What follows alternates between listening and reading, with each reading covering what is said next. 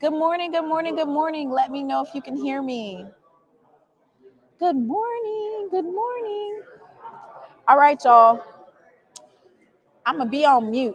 We only have 67 folks in here. Do you guys know that you are getting the opportunity to ask questions to Evan Henry, offensive lineman, Rob McDaniel, Esaias Guthrie, Irv Mulligan, Coach TC Taylor. Make sure that you share and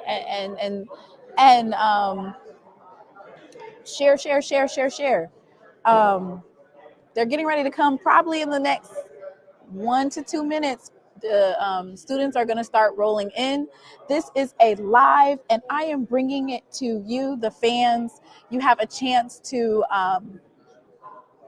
ask these kids questions. Isn't that great? You get to have a conversation. I'll be picking out questions directly from the chat. It's so good to see everyone here, so make sure that you're sharing. Ooh, we might even get a special guest. Wait. Okay, y'all. So I have a special guest. The first special guest. Y'all are going to be excited. Y'all are going to be really, really excited because my first special guest is none other than Coach O. Hey, how are you? How you doing? I have. Can I get the camera? Yeah, let them know. They don't know. Let them know. It's so good to have the chance to finally interview you. I've been seeing you all the time in passing. Yeah. I've never had the chance to sit down and interview you. Listen, I am live, and we have the Jackson State Tigers are all in the chat. They're going to ask you a couple of questions, but I have a question that I just want to ask you. How has this experience been this season? Now that you've had a chance to take it all in, you won the SWAC championship, and you've had time to settle down and think. How does this season feel? God got a way of blessing you. It's just been surreal. I must admit, it's been surreal. But we level-headed. We humble, but yet ready to get after it. And I was just telling TC, I said this has been the calmest and the most peaceful trip we've had over here, and I feel it in the atmosphere. That's a great feeling. And you have been kind of the jack of all trades on the Jackson State team. You've effortlessly been tight ends coach, the assistant head coach, and now the general manager. Can you talk a little bit about your transition into those roles, or were you just always playing all these different types of roles and now you just have the name to it? Yeah, no, my mom taught me a long time ago to make yourself into a person that they can't get rid of. And so since I got here in 2019, I've just tried to endear myself to the hearts of Jack State people and show that my work ethic can help us get us where we're trying to go. And so it's a match made in heaven. I love Jackson State, and I think the people love me, and I just couldn't see myself not being with the Tigers.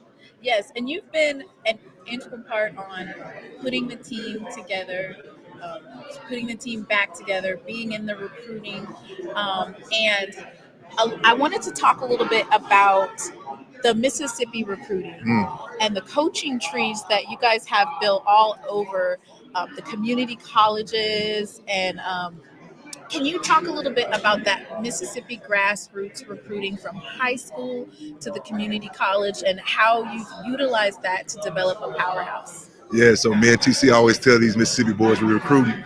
The head coach, Macomb, Mississippi, the associate head coach, GM, Jackson, Mississippi, come play for the Mississippi boys. And that resonates when you go in these homes and they see two young black men. We're not young, but we still in the young end of our careers, right? And they see us and they see how we carry ourselves. They see the professionalism, but those players also see that Mississippi grit.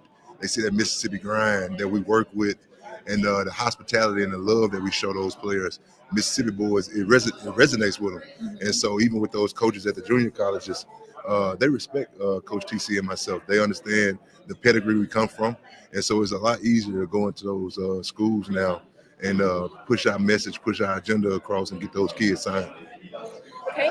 I'm opening up the floor. I'm going to ask him a couple questions from the chat. We don't have long. I did want for you to just talk about your team this year. These young men, they're selfless. They love each other. They embrace each other. And you guys have the saying "we fence," where the offense is struggling, the defense picks up, and vice versa. So, can you talk about this group of men that you built and how they're meshing together and how great that locker room is? Yeah. Man, great question. I appreciate you asking. I don't get asked that question enough. They take on the image of me and TC. We are both selfless men. We support each other, and that's what the team does. We are a shining example of how you are supposed to live this life as a black man in this community. Just the love, the bond, the commitment to excellence. That's why we talk about the standard, and me and TC try to live our life based off that standard, and the players have followed. They just follow suit. They love each other, like you said, Timon. It's we don't have to do much. You think we do all these team building exercises. You think we got to do all this rigmarole to get these guys to buy into each other. Man, they eat every day in that cafeteria, elbow to elbow. They tell each other their life stories. They just kind of just grew that bond, and it happens so fast. And I'm gonna be honest with you, winning makes everything better, right? And so when we went to Grambling and we took that loss, they felt that, and they felt that hurt together, and they stood on it, and they came back. And they never, they and have not looked back. They have not looked back. Yeah. So I'm going to ask a fan, Jackson State fan question. Clay says, will the tight ends be utilized more on tomorrow? So I know we have, and we don't want to tell any trick, but you guys use Landy, Sebastian St. Louis, and there's some other great tight ends that are in that room. So Way wants to know, will they be utilized a little bit more tomorrow? So the answer to that is we the tight end is the most utilized position on the team. You might not see us catching passes, Quay, but what happened is we were blocking, and we got the number one rushing offense in the conference, and so we're involved in a lot of that rush scheme. But when Landy or Darren Bennett or Sebastian get their number called, they're always ready to catch their football and put it in the box, right? So either way, whatever we need to do to win, that's. I mean, think about their position coach. Whatever Jackson State football needs me to do to be successful, I'm gonna do it, and that's how my tight ends are. Whatever we need to do to be successful as a team, they down for the cause. Okay, and that that's what it's all about, right? The ability to block when needed, catch. I mean, I've seen wide receivers pushing the defenders out of the way, making it happen. So I'd rather be golfing says, tell Newt I'm going to give him 5 Stokes after we win on tomorrow. That must be a good thing. Yeah, no. So he's saying he's going to let me basically get a 5-stroke lead ahead of him. He's going to play catch up, right? Oh, okay. But he don't know that I ain't going. You can try me. You're going to be playing from behind all day. All right, and there you have it. That is Coach O, general manager, tight ends coach, motivator, and recruiter of the Jackson State University. Thank you so much for coming. Thank you. Let me say this though, real quick before I go. Listen to me and listen to me good. If you're not on 20 East right now, before 12 o'clock hit tomorrow, I need every Tiger in the building, okay? So get on 20 East, get over here. It is a family reunion in Atlanta, Georgia, and we're going to make it with a happy ending.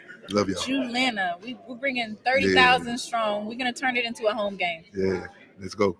Excited. Go Tigers. Go Tigers. Somebody said I-20's already packed.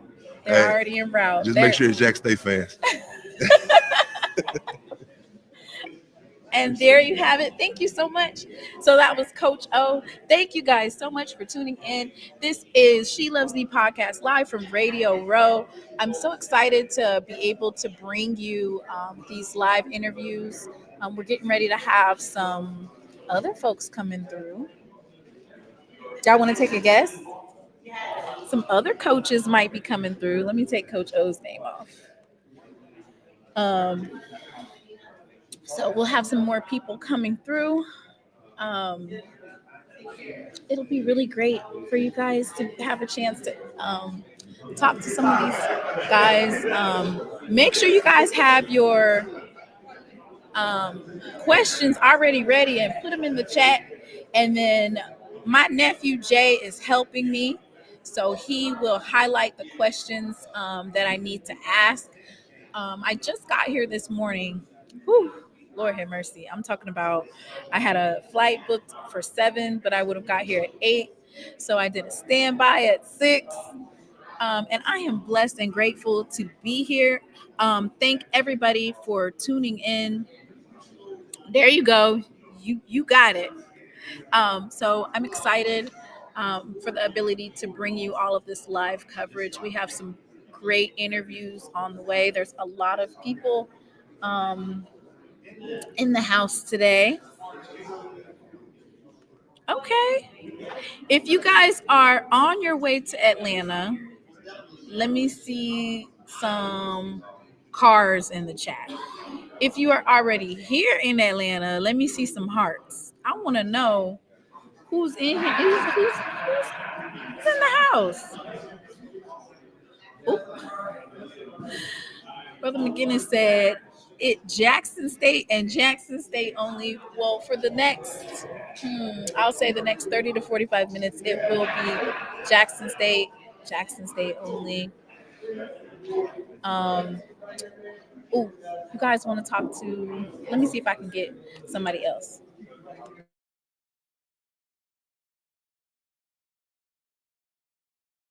All right. Oh, never mind. Yes. How you doing? I'm good. How are you? Good. Tiger Nation, I have here none other than Reed Pullum, lead tackler from the Jackson State University. Thank you guys. Thank you so much for coming. I appreciate you having me. I'm getting ready to pull up your stats. Like, Okay. I mean, Thank you, Miss Cena, for becoming a member. So Reed, you are from Belton, Texas, Oh yeah, I grew up out there in Pulliam, yes, sir. and you previously went to Holmes Community College and Trinity Valley Yes, Community ma'am. College. Are you 6'3"? Yeah. Some I don't look 6'3". Oh, no, you do.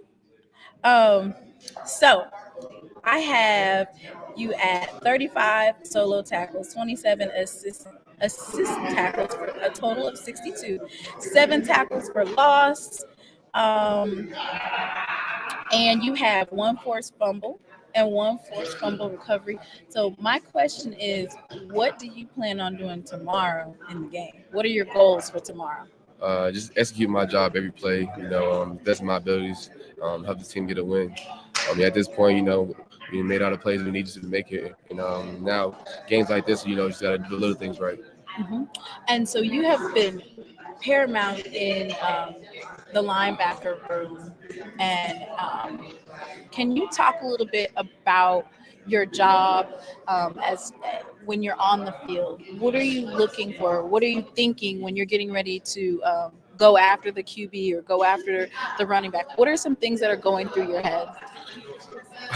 Shoot, just go get the ball. Honestly, See ball, get ball. see ball, get ball. Reading my keys, obviously. Going through my reads and everything like that. But at the end of the day, it's just football, so you just gotta go play. Okay. And so one of the fans wants to ask you, what is the energy right now around the defense? Like, what is that energy like? We itching to play right now. Honestly, the build up, the weight, everything. We can't wait right now. So it's gonna be intense when we get out there for sure. The next question is, what has been the best part or the best part of the Celebration Bowl trip that you've had thus far? Honestly, just the whole thing, being out here, being able to, experience Atlanta and all the things that y'all have to give us here with the ball and everything like that. Being here with the players, gives us a little bit of time to relax, but at the same time, we still focus on the game.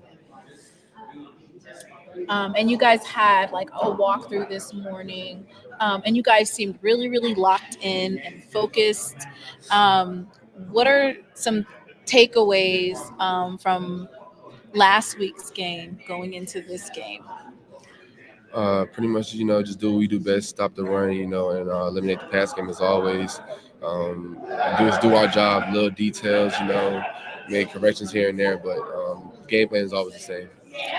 And then I have another question. What made you choose Jackson State? The coaches, the fans here and everything like that, they're very loyal, supportive, and they've been a blessing to me, honestly. You hear that? He said the fans are a integral part of him choosing to come here, and there's a lot of young men who also have that sentiment. So just to let you guys know, you guys matter. They see us, and they hear us, and they appreciate it, and that draws the student athletes to come play. Do you guys have any more questions? They have a lot of blue hearts in the chat. Of course, they're all sending their love to you. Somebody wants to know, what has your experience in Jackson been like? Have you been to Jackson prior to becoming a? I haven't actually, but Jackson's been cool. It's a nice place. It's very different, but the campus and everything is like beautiful and stuff like that. So very close knit. It's like a small community almost. And what are you majoring in? Business finance. Business finance. Do you have another year? Yes, ma'am. Got another year, y'all. Lock in. So do you have anything you want to say to Tiger Nation? Just be watching. We're gonna put on a show for y'all. We're gonna bring the SWAC, the Daddy Championship. All right. He says he's bringing it back home to Jackson State. Thank you so much, Reed, for coming on. I appreciate you. Thank you for having me. All right. And that was Reed Pullum, linebacker. He's one of the top tacklers of Jackson State University. Thank him so much for coming on. They're bringing these interviews back to back to back, y'all. I was trying to get Austin on here to ask him about what type of video does he have dialed up for us this year. So we're just waiting. Let me see. I don't see him anymore. How you guys feeling? Are you guys able to hear the student athlete? Like, can you hear the other person talking? The reason why I asked is because my son lost my other Rode mic, or maybe I lost it and I'm blaming Braxton, but I can't find it. So I'm having to use just one mic. I want to make sure that you're able to hear clearly. Okay, that's great. That's great. All right. So I went to the practice, even though I was there for like 5 minutes. They're locked in. It was a beautiful sight to walk into the Mercedes-Benz Stadium. I enjoyed going to that today. And I got my credentials, y'all. I got my credentials. So what does that mean? That means that I will be bringing you live coverage, pre-game, post-game. You know we're going to have SWAC Saturday. I might do a walkthrough of the Celebration Bowl. They have like a tailgate in the morning. I am, I'm gonna do a shameless plug, y'all. I'm definitely gonna do a shameless plug. Of course, I couldn't do it without all of you, and I want to thank those who have supported me in getting to the Celebration Bowl. I am going to place this up here on the screen. If you would like to make a donation, please don't hesitate to do so. The ability for me to cover this game, get Braxton daycare, make sure he's taken care of, and cover those out-of-pocket expenses, including Ubers and stuff. Every little bit helps, and it's greatly appreciated. I can't thank everyone enough for their support. Okay, I got my next guest. I think we've had several interviews, but it's always good. Hey, how you doing? Good. Yeah. All right, I'm gonna be in the middle. All right. You want to introduce yourself? Yeah, sure. I'm Tylan Taylor, the son of T.C. Taylor. All right. And then of course we have head coach TC Taylor. I might have. Let me see. There we go.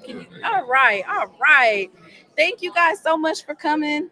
Of course, everybody, we're live, and they all wanted to see Coach TC. Coach, you last week you said that you were still taking it all in with winning the SWAC championship. You've had a week to marinate. You had to move on to focus on the Celebration Bowl. How are you feeling at this point in time? I'm feeling good. We just finished our last practice of the year, pretty much with this walkthrough we had today. Just had a great walkthrough over the Mercedes-Benz. You let the guys feel what that stadium is going to be like. I told them, the only thing missing is the fans and the band. Mm-hmm. I said, once they get here, it's going to be a whole different vibe. But I'm feeling great. We're SWAC champions right now, but we want to close it out with being national champions on tomorrow. Okay. Of course, that's what we all want, right? That's what we all want. Let me get some hearts in the chat for Coach TC and his son.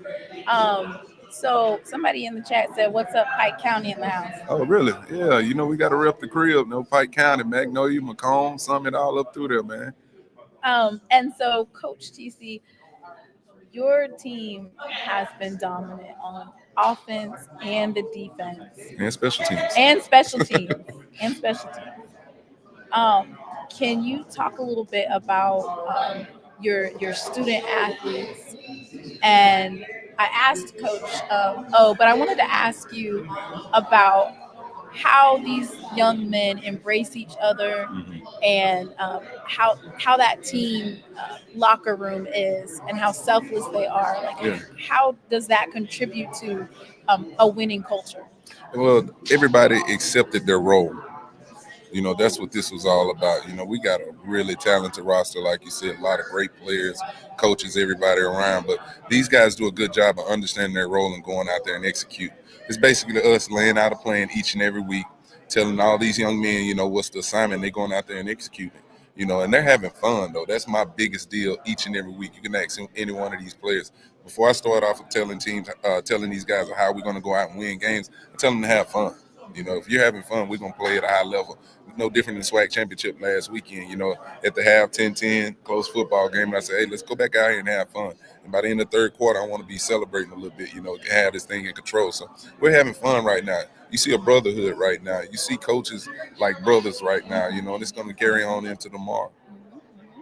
I had a chance to actually, I was there for like 5 minutes because, the media can only be there for 15 minutes, but I did have a chance to go to the Mercedes-Benz stadium, and the team seemed locked in and focused. Like you said, they're having fun, but they're also on a mission. Can you share a little bit about this experience as the head coach and this team compared to the other two Celebration Bowls that you were in? Yeah, just three different teams, three totally different teams. All three talented teams, though. Right. Let's just be honest. Yes. All three are talented teams. This team probably a little more close knitted, as far as family wise. You definitely see that with them.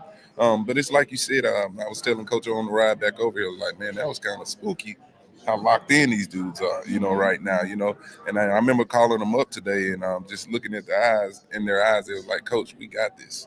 You can hear guys literally saying it, Coach, we good, we're good to go. But three talented teams, 21, 22, 24, just, but 3 different years. Right. 3 different years. So this is the year we want to just get it done. Those two teams, unfortunately, I was a part of those teams. We wasn't able to get it done. So we want to get this thing done and on that, put that trophy on that flight with us back to Jackson. And ask Tylan how he's feeling about the team.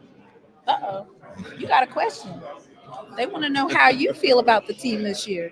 Tell them how you feel. Like we are really talented, and like we're so good because we just stick together as a group, and I feel like we can win the Celebration Bowl. All right, you heard it. You heard him. Okay, so Thrill to Real wants to know, are you approaching this particular game differently than any other game that you've had this season? It's pretty much the same. I think this game it's on a different magnitude of, this is a national championship basically. Right. But it's still, we only had a week to prepare. It's a quick turnaround. So, but no, it's the same deal. We looked at the film. I put a plan together, myself and the coaches, and we implemented that plan, and we're gonna go out here and get it. I didn't look at it no different than any other game, though. It looks like you stealing the show. They want to ask you questions. So they want to know, do you plan on following in your father's footsteps and possibly becoming a coach, or do you want to play football? Yeah, I'm probably gonna stick to what he doing and play football. Okay. What position you gonna play? Wide receiver, or quarterback? Wide receiver. Okay. All right. You've been getting him the training. Oh yeah, he gets it. He was birthed in ball. Oh, okay. That's that blue blood. Yeah, he was it's in the birthed in ball. bloodline. Yeah, so he really didn't have no choice. So he's around it all the time. That's my little GM now. I asked him about the times that, in 22 we were talking about the times that we was out there on that field. He ran out the tunnel with me. I still got the picture in my phone, us walking on the field at the last Celebration Bowl, that we were here. So he's right there on my side all the time. Let me say this, my biggest critic, when things not right, I hear from this guy, like, Dad, you got to get this right. Dad, you got to get on his butt, things like that. So it's my biggest critic right there. Look, coach in the making, player in the making, winner in championship winner in the making. You guys have any more questions for head coach T.C. Taylor or Tylan? Any more questions? Look, the views shot up. They got a message that the head coach, T.C. Taylor, was on the live. Coach, I want to thank you so much. I remember me interviewing you at SWAC Media Day. And I remember I asked you about those revenge games, or I asked you what games, and you said you wanted to basically win each one of those, and you just drilled it. Yeah. And I'm excited because I actually get to interview also Evan Henry and Esaias Guthrie. Can you talk a little bit about those leaders that you have on the team that are basically pushing these young great men and also developing new leaders, right, to take over when they exit the program? Yeah, you start with the players. You got some guys, and that's what I'm so excited about this game, about the guys that were here and played on it for those Celebration Bowls. Jeremiah Williams, True Thompson, those guys like that were around. But we got some great leaders on this team. They do a good job of policing this roster and their teammates. And you see a lot of them in here right now with Irv Mulligan, Esaias Guthrie, Reed Pullum, Evan Henry, Kurt Ford. All those guys do a good job of policing the locker room. I'm only around them so much, and they spend so much time around their brothers. And we always say the standard is the standard. They got that. We lay that on the table. We talked about being here in December, and they did a good job of pushing that. The coaches do a great job, though. I tell them guys, you're the head coach of your rooms. If you got the DBs, you're the head coach of the DBs. You got the O-line, you're the head coach of that. But I tell them all the time, make sure we're doing a good job of developing these young men, not just with football. Football is only a fraction of their lives. So making sure we get them ready for life as well. Right. You have anything else you want to say? Go Tigers. Go Tigers. Hey, Go my Tigers. God, go Tigers. Thank you so much, Coach TC and Coach Ty. Yeah, Coach Ty. Coach Ty. Thank you. Yeah, thank you. We appreciate everything you do. Keep doing your thing, man. Thank you so much. That means a lot. Proud of it. All right. All right, Tiger Nation. I need to see y'all here this weekend. They said get on I-20. You should already be there. Be on I-20. Let's make it happen. All right. All right. Go Tigers. Go Tigers. Thank you. Thank you. Coach Ty and Coach TC Taylor. Let me see if I can. I think the other ones are getting ready to leave.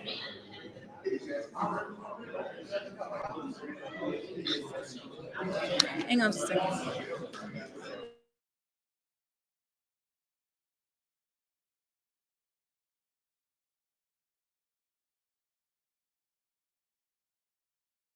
All right, y'all. We're going to keep it right on going with the Tigers of Jackson State University. I have none other than the director of football media, Austin Robinson.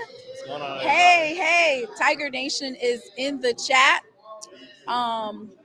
Look, we keep watching that Celebration Bowl video. It just brings back so much emotion, and it'll make you cry if you watch it. What's funny about that video? Yes, please explain. Please give them a background of the video. Well, I was really honestly, I didn't really know how I was going to put it together because it was one of those things that was kind of spurred the moment. But when you just kind of you think about like all the things that was going on, and I kind of want to make sure I highlight that. And the biggest thing is like when I do videos, I want to make them impactful. So obviously, like, I still got, I owe everybody another video, SWAC championship video, which that's will come out soon. But I also got possibly another part 2 of that We're Gonna Be All Right video. So I'm excited to put that together because I've been kind of already editing that video. Right. So, but I was just putting the pieces together and taking my time with it. But I definitely can't wait to do part 2. So. Okay. We're ready for it. We're excited. Can't wait to see what you put together. So if you guys have any questions, you might want to hurry up and ask them because they're getting ready to dip. They are. Yeah. Where is Evan? Okay, Evan Henry. Oh, yeah, he over there. I'm going to have to get the rest of them all together. But last question that I have is Evan, what can you expect for tomorrow? What do you have in store?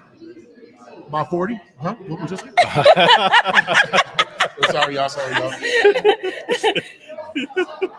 Evan Henry just came in here with like a wrecking ball, huh? Okay. That's just one. That's that second SWAC ring going right here, y'all. The second one? The second one going right here in the middle finger. And tomorrow, either right here or the ring finger. So we gonna see. You already got the ring size ready, right? Oh yeah, I already got size for the SWAC championship. 16, y'all. Size 16. I thought I would play. I'm for real. I wear a size 16 ring finger. 16? Yeah, 16. Try 16, man. It is. Hey, my pinky ring like a 13, 14. Yeah, it's crazy. So I had the chance to interview you at the beginning SWAC Media Day. And we talked, and you talked about what you wanted this season to be. And here we are, and we're at the Celebration Bowl. Atlanta. I said it. We said it. You said it. You did say it. And SWAC Media Day. A lot of people thought like it was one of those, they just talking, or they just saying something, or they got to line it up. We knew we had to line it up. And we knew what type of, what type of moments we had, like, or what type of players we got. Like, we got some real dogs, man. Like, Jeremiah, come here, man. Jeremiah, we getting Jeremiah on the Jeremiah Williams. We got the man. What? The best O-line in the SWAC. Best defensive line in the SWAC, man. What?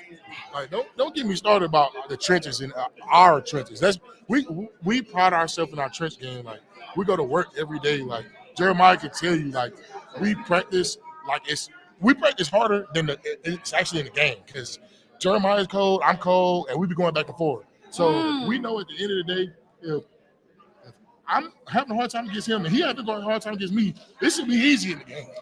It'll be easy. And we ain't seeing a lot of people that's playing like us. So we just knew that. Like Evan said, man, we push each other every day. So it ain't we push it. We knew if our trenches wasn't good, we weren't going to the championship. So that's why we pushed each other every day. So both of you guys were at the previous Celebration Bowl. Can you talk a little bit about what is different about this team? Outside of the fact that you guys have the best O-line and the best D-line and that you guys push each other, what is different about the team in the locker room? Family. We more closer than any team this year. Like, we can talk about anything with each other. We laugh and joke all the time, man. It's just a different atmosphere here. Like, all the DBs, all the skill players, everybody quarterback, everybody bought in. So when everybody was on the same page, same connection, we got through it. I think it's the next man up mentality that we have as a team. I've been a part of so many teams. I've never seen the second guy or the third guy be so prepared for their moment, and it's no drop off. So whether that's in the offensive line room, defensive line room, quarterback room, running back room, if you put somebody, if a starter got hurt or he was out for a play or two or a game, the next person up, that mentality that we have as a team is electric. Like, I've never seen it. Like, we didn't. Our whole receiver, I started, 4 receivers, 3 receivers gone, and you wouldn't even notice. Like, you notice. We just have the next man up mentality, and that's kudos to Coach TC, man. Like, he built a squad. Before this season started, he built a squad. He knew exactly what was going to happen. Like, yeah, shout out to him, man, and the coaching staff that he put together, because let's start with them. Like, they got us ready, like, every day at practice, like, with the energy, the juice, and like getting us all ready for the moment, because they knew where we was going to be in December, because every day we built for December. That's what he would tell us. We built for December. We built for December. From January to February to March to April. Last month, he was saying in November, we built for December. And look at where we at now. In December. At the Celebration Bowl. Yes, sir. All right. So I want to, first of all, congratulate the both of you. And I want to say that Jackson State Tiger Nation is so proud of you. Can you talk a little bit? You guys, I saw you guys earlier at practice. You guys were locked in. Can you talk a little bit about these next 24 hours? What that's going to look like? What's your game day plan? You don't have to necessarily, like what you're listening to, or because for this type of game, it's gonna be hard to sleep. Yeah, I mean, What do you guys plan on doing for the next? Not even 24. Yeah, it'll be kickoff. it ain't really hard to sleep for me. I ain't gonna lie. Yo, y'all I been I want to sleeping go to sleep peaceful. early. I want to go to sleep sleep good. at I'm going to 7 sleep o'clock so I can early. wake up quick. I'm trying to wake I'm up. ready. for I'm tomorrow. waking up with juice. I'm ready to go.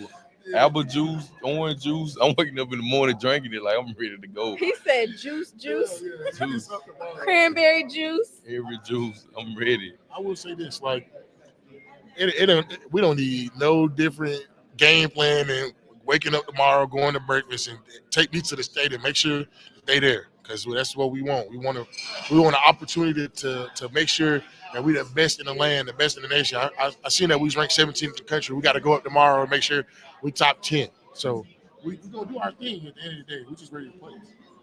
Like we said, man, we I feel like we work hard in the FCS team, man. We won in the summer, so this one I can sleep good, I can rest well, I can watch film well with my guys, man. And it's a family thing, man. Like all of us on one accord, on one page, and everybody pushing each other, man. Ain't nobody arguing back, nothing like that. We just ready to win a championship.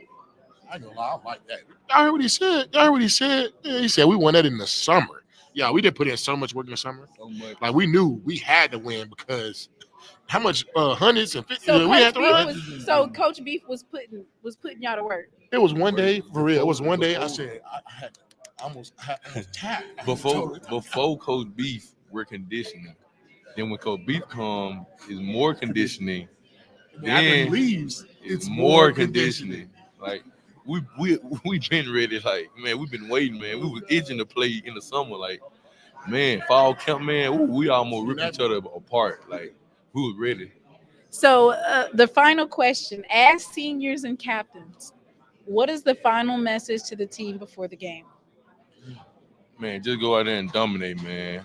Play as a family, play on one accord, man, and have each other's backs. That's all. I think my message, this might be my last college game and all, man. We got one last time to play to our standard. One last time. That's all we need to do. Play the JSU standard, play our way, play our physical brand of football, and we strike for 4 quarters straight. We'll be victorious. I'm speechless. I got chills. I'm speechless. And there you have it. Jeremiah Williams, defensive tackle, and then Evan Henry, offensive line. You center, right guard. Did you play tackle too? Might as well. Be Swiss Army knife. I ain't gonna lie, but if you see me and him on your side, you look like you got some insecurity next to you for real. Yeah. That's just how much confidence we have in each other, how much we push each other. Like, man, it's just the work we put in, man. It's just so easy in the game. The work. I'm sorry. Can we just talk? Hey, y'all, can we stop disrespecting Jeremiah, please, in this SWAC all conference stuff? Let's be honest. 50 tackles, y'all. 50. Look at him. Look at the tape. Look at the tape. I seen some tape. I ain't gonna say what team it was, but I seen some tape. Oh my God. Center guy, Rick. I ain't gonna say what team. But if you know, you know. Jeremiah, you know. I seen it on your face. Yeah, I know you know. Just know. I need to stop disrespecting this man. For real. Man, I just outward the word. Stop playing with his name, and he ain't gonna say it no more. He don't even gotta say it, 'cause I'm gonna say it for him. Man, I just outwork the work, man. As my coach preach every day, man. Just outwork the work, man. Outwork everybody, man. Like, even though I ain't get all the accolades, man, I just still work hard every day. Nothing has changed. Actually made me work harder. Mm-hmm. Just know it. That's just scary. I ain't gonna lie. Y'all don't want this man to work hard. Mm-hmm. I don't want him to work hard anyway. He already working. I feel bad for y'all for next year. I ain't gonna lie. Y'all have made a monster out of this man right here.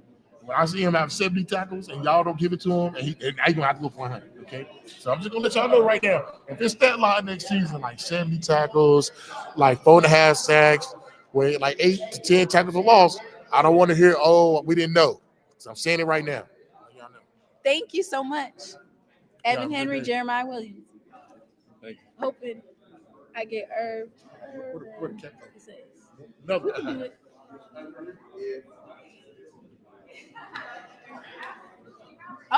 we next up mentality. How you doing? How you doing? Great, man. I'm blessed. Offensive player of the year here. Number 5, Irv Mulligan. How are you doing? Great, man. I'm blessed to be here. Excited to be here. It's so great to have the chance to actually interview you. I had a chance to take a picture with you at the FAMU game. That's true. That was my first time seeing you. Yeah, but I didn't have a chance to ask you any questions. So I'm really excited to be able to interview you. I'm live, Tiger Nation, show Irv some love. We have 212 people. Yeah, I see our people. Yeah. And Tiger so, Nation. yeah, Tiger Nation. So yesterday there was a video that came out,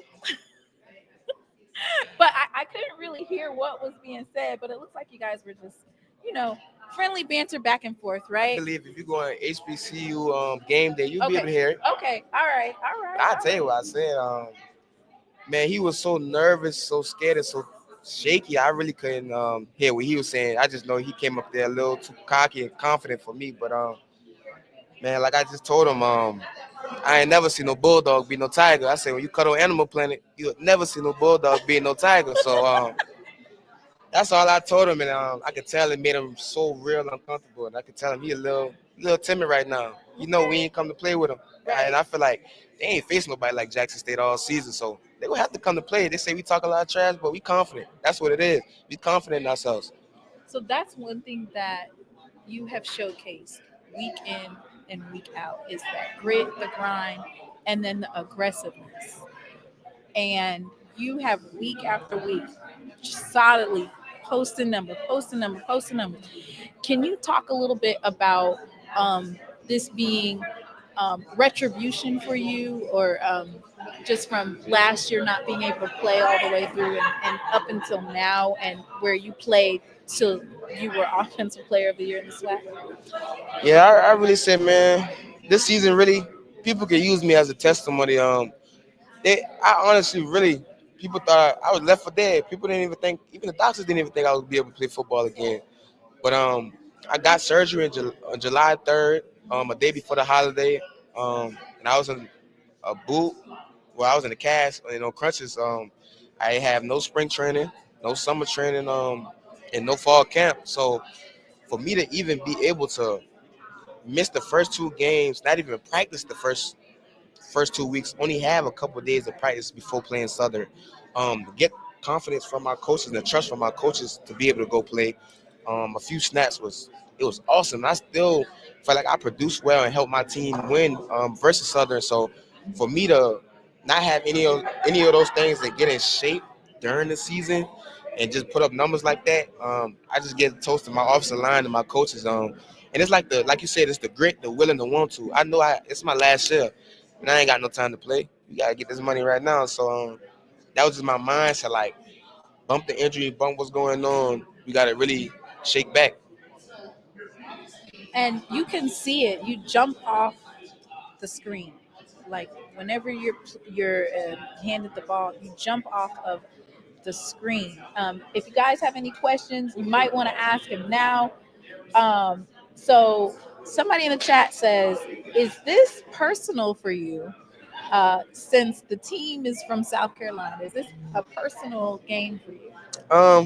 I wouldn't say it's personal. The guy asked me that last night on stage. I told him they didn't recruit me because honestly, they knew they couldn't get me. And like I told him, I'm where I want to be. Like I told him, my first offer was from Coastal Carolina. That was FBS, so they probably didn't think they was gonna get me. So that's the excuse I give them. But I'm right in their backyard, man. SC State literally like 40 minutes from my crib, and they ain't looked my way not once. So it's not personal. Cause like I said, I'm where I want to be. If you don't want me, I don't want to be there. So ain't nothing personal about it. I say it's a family reunion. Like I got family on both sides of the fence. So after we beat them and cut up on them, I'm gonna still party and have fun with both of them. So it ain't nothing personal. It's all love. And when you talk about recruiting, and you talk about Coach TC, the staff, can you talk a little bit about the coaches and how they've inspired the team, and what has the coaches done to make that environment great for you and the Man, rest of the athletes?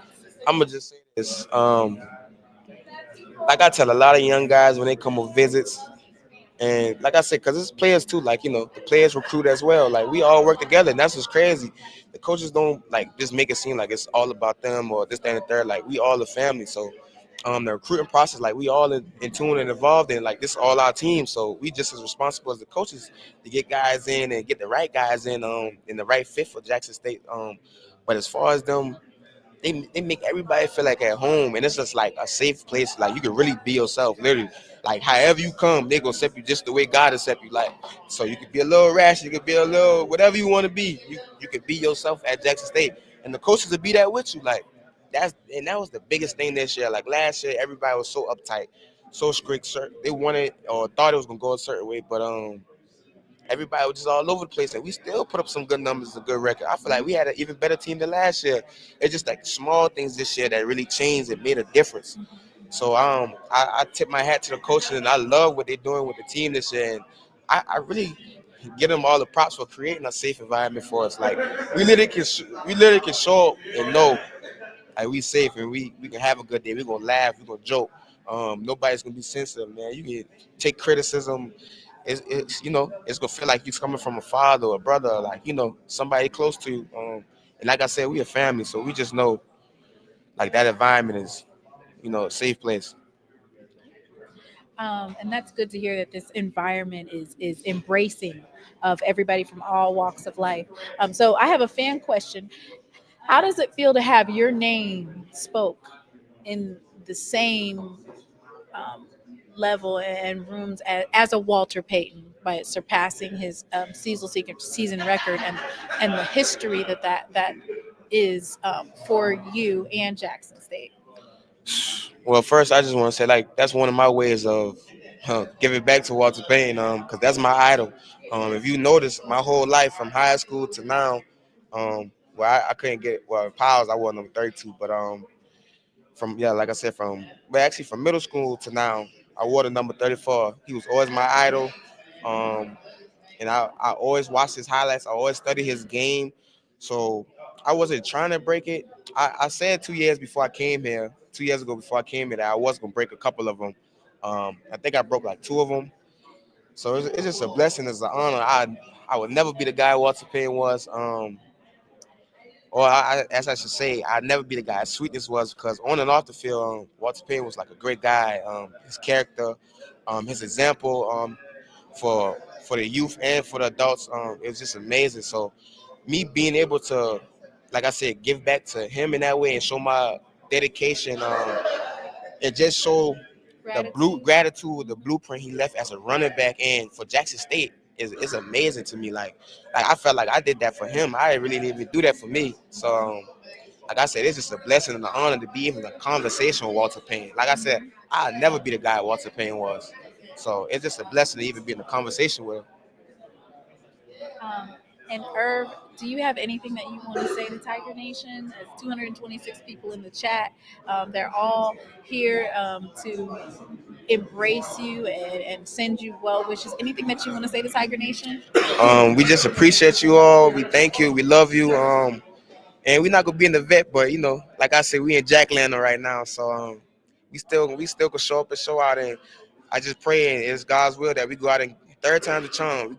I know y'all hard work and support. Y'all was following us all season, so like I said, tomorrow is our way of giving back to y'all. I know the money spent, the miles traveling, time, the headaches, the trash talking, the support online, backing us up.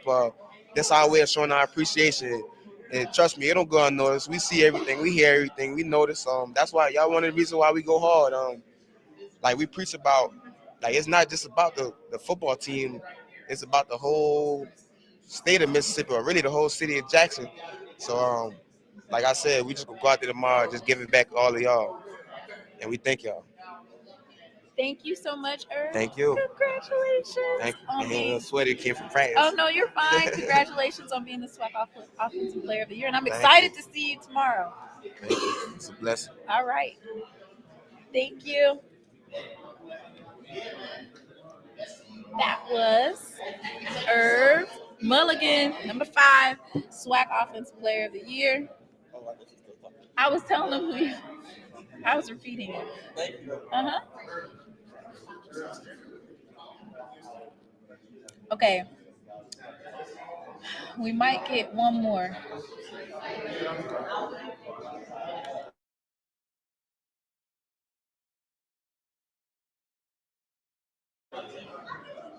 Next. Mr. This is Jackson, Mississippi in the house. What's up? Hey, how you doing? Yeah. Oh, you're calm. Yeah, I'm Sure. The calm before the storm. Yeah, exactly. Kind of. E6 in the house. Tiger Nation, everybody, welcome. If you have questions for him, make sure you go ahead and ask them. And then as we're talking, I will put it on. I had the chance to interview you at SWAC Media Day. Yeah. And you said good is not good enough. Yeah. Is that did I exactly quote that? Yeah, You said good right. is not good enough. That's what you said in the beginning of the season. Look, okay. We had two of y'all. There we go. You might have to kind of. There you go. All right. So not only do we have Esaias, but we also have Rob McDaniel. And so I'll just ask both of you guys a question, and then you guys can each answer it. But first, I want to ask E6 about what you were saying in at the SWAC Media Day. You said good is not good enough. And then all throughout the season, you've been saying chopping wood. Can you talk a little bit about that mentality and how that it's gotten Jackson State here today? Yeah, I mean, we just don't want to be complacent. A lot of people have picked us, to go be on the bottom, be in the middle, but no one really picked us to be where we're at today. And so in order to get here, we just had to keep chopping wood, you know what I'm saying? Just going through those games, game after game, not getting too high, not getting too low. Just kind of just getting back to work, you know what I'm saying? We knew we were built for December. Coach TC, Coach O, the rest of the coaching staff, they built this team to, be built for December. And so in order to get there, we just had to keep chopping wood. And they've been chopping it. Yeah. They've been chopping it. Rob, I had a chance to speak to you after the Alabama State game. Okay. And then you go out for the SWAC championship. You play a new position and you get 2 interceptions. Oh, yes, ma'am. So can you talk a little bit about, once again, you said you've just been gritting and grinding and helping your team out. Can you talk a little bit about what it felt like to play that position? Was it an easy transition, or can you talk a little bit about that? First and foremost, I just want to thank God for just putting me in a position to be able to do what I do. But honestly, I can play any all positions. It just came down to making the adjustments that the coach wanted us to do, and I just went out there and took advantage of the opportunities that was in front of me. Helping my team win the championship. Okay. The next question is, of course, for E6. Can you put that question back up there? Okay, so can you please expound on your perfect coin toss season? Yeah, I mean, we got one more to go. But it's been a crazy one so far. And it's kind of just going out there and I kind of get a figure what I'm going to call through the week. And so I pray on it and just let it happen. Yeah. How do you feel, Rob, when they announced you as SWAC Defensive Player of the Game for the SWAC Championship? It was really just crazy. You guys, my teammates, as soon as they called my name on stage, I was about to cry a little bit, but they said they had to tell me to get right, so I had to go in there and get the tear back up there. But it was definitely a great feeling, Your just eyes being were in that. sweating. Yeah, they were sweating a little bit, but it was definitely a great feeling just being in that position. Especially in the championship game, there's no better feeling than that. All right. And they said in the chat that they're looking forward to seeing you shutting down that wide receiver core for the both of you. The next question that I have is, as a leader of the team, and this being your second year. Can you talk a little bit about the younger athletes that are in the room and the messages that you have instilled in them? Both of you are older, you graduate, a grad transfer. So can you guys talk a little bit about how you embrace those younger student athletes? Yeah, I mean, the transfer portal is big right now, so guys are always, looking for the cop out of, well, I'm not playing right now, I'm not doing that, and I kind of just to let them know, like, it's not always about, being ready physically. Sometimes it's mental. You know what I'm saying? Sometimes you're not ready mentally. We know we recruited you for a reason. We know you can play football, but at this level, you have to do it at a mental level, at a mental capacity. And that's why I'm able to do this. Some of the things that I'm able to do because my mental's there and things like that. So I kind of just talk to them about that, man. Just trusting the process, understanding that your time's gonna come through a certain amount of years, and just letting them know my story too, how I came in, thought I was the best, thought I was this and that, and then had the red shirt and came back off my red shirt year and had a phenomenal year. Was able to go All-American and be afforded to do the things I'm able to do now. Getting 2 degrees for free, things like that, bigger than football. I have those type of conversations with them. And for you? Oh yeah, and then just really seeing them, I just want to thank our young guys because having them just look up to us, it is a blessing to see that we have our teammates actually looking up at us, looking for insight, looking for any words of encouragement, and I'm happy that we're able to give it to them. We just continue to talk about trusting the process. All it is really just about the process, and when they see that and we tap in into that mindset. We're really unstoppable, and this is just about them paving the way for the next ones coming after them. So it's great to see our leaders of the team, and you can actually see it on the screen. You can see that you guys are leaders in that locker room. So the folks in the chat, they have some questions. Coach Quinn, he basically said in a press conference, he talked about how you and some of the other guys, you guys look at film and then you call them and say, hey, coach, did you see this or did you see that? Can you talk a little bit, not giving away too much, but talk about some of the things that you see from South Carolina, and then you're just like, oh, I know exactly what that is, and I'm ready to go get it. Coach Quinn he's a football junkie. He's a football junkie, and so when we come in, he always has different things ready for us, different keys to look at, and different checks to make. And so when he gives us those, I just go in and watch it for myself and be able to have the confidence to be able to and just be the coach on the field, try to see the same things he does. So we definitely have some keys that we have for their scheme, and we're going to use them and use them effectively, and then kind of just go throughout the game and adjust accordingly. Yesterday, I want to say it's just yesterday, Blue brought up a really big point about the secondary and how you guys aren't giving up too much passing. I think he said 200 yards in the last 5 or 6 games. I forgot this thing. It was something crazy. It was something really, really crazy. Can you talk a little bit about the growth of the secondary from even week 1 up until now? Because I feel like from week 1 up until now, you guys have grown exponentially every week in terms of your coverage. Yeah, I mean, we got the guys to do it. I mean, it's just about doing it. First thing first, I want to start off with the fact that first in the start of the season, we were really playing a lot of teams that like to run heavy teams. And so when you playing teams like that, you have to make sure that you're stopping the run, and in stopping the run, you got to use your DBs to kind of plug in some of those holes. And so Rob can attest to this. I mean, playing nickel, he's actually in the run and in the pass. And so, but when he gets a run, really he has to trigger it. And then sometimes you may get a pass off the RPO. And so you give up different things like that. And so that's why we were giving up kind of the numbers that we were giving up early on, because we were able to live like that with stopping the run, knowing that we could stop their run and they can't win like that. And so that's kind of just what happened. And so as the season progressed, we playing more teams that like to pass and thought that they could pass on us, and that we were the wink link.